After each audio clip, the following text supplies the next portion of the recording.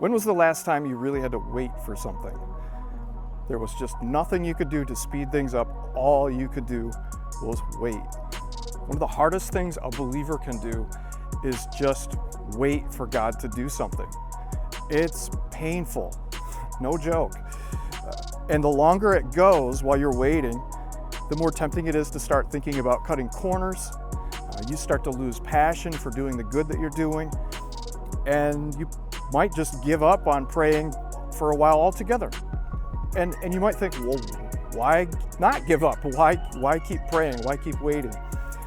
And Jesus actually knew this, and he taught this parable to give people a reason to keep persisting, keep praying, keep waiting. This is what he said. He said, in a certain town, there was a judge who neither feared God nor cared what people thought, and there was a widow in that town who kept coming to him with the plea, "Grant me justice against my adversary." For some time he refused, but finally he said to himself, "Even though I don't fear God or care what people think, yet because this widow keeps bothering me, I will see that she gets justice so that she won't eventually come and attack me." Listen to what the unjust judge says. And will not God bring about justice for his chosen ones who cry out to him day and night? Will he keep putting them off? I tell you, he will see that they get justice, and quickly. Luke 18, 1-8. So how is that supposed to help us? Believe it or not, Jesus made this example up that you could probably relate to if you think about it. Sometimes you meet people who actually have the power to help you, and they have authority, and if they would just lift a finger, they could make everything work like it's supposed to. And a lot of times they just don't seem to care. Like, they're not invested in you. You are not personal to them. And it's just so frustrating. But they're the only one who can help. So what do? You have to have what you need. You keep going back. You persist. Now, what's the point of Jesus saying all this? He's saying, look at what you would be willing to do with someone in authority that you know doesn't care about you at all. Like, you know there are people, and yet you do what you need to do. You keep going back to someone like this because you know they're the only one who can help. So why would you go to God less? Why would you give up on God sooner? He has all the power, but he is more invested in you than any other person you're ever going to meet. Your parents, your friends, your co-workers. He has more power than all of those people combined, and he's more invested in you personally than anyone. So why would you stop? Think about who you're asking when you're asking God. Like, yeah, maybe you do have to wait, but you can count on who you're waiting on so much more than other people. You know he's got your best interest at heart. You know he's looking out for you in all of his answers. You know that he cares passionately about your good.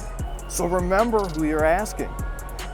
If you are in a situation that you need God to do something for you, you need a wrong put right, you need help, you need a provision, you need relief from someone, whatever it is, don't just shoot up a quick prayer and be done with it, right? Keep going until you get an answer, because that's faith, right? And actually, it's that faith that moves God's heart to action, to see that you trust him enough to keep coming back.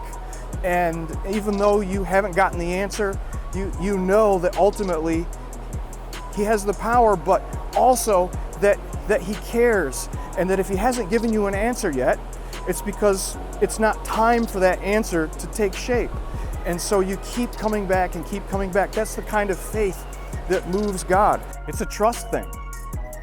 So trust him enough to ask. Trust him enough to ask, and then come back and ask again, and come back and ask again. And not in a demanding way, not in a making a deal kind of way, because that's not what we're doing with God. We're not trying to leverage some kind of favor, right? We're just asking a Father who loves us and can be trusted. And yeah, that's scary. Honestly, it's scary because we don't know what exactly he will do. We don't exactly know when the answer is coming, but we do know who we're asking, and that is everything, right?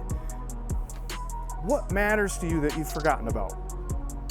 What matters to you that you stopped praying about a long time ago?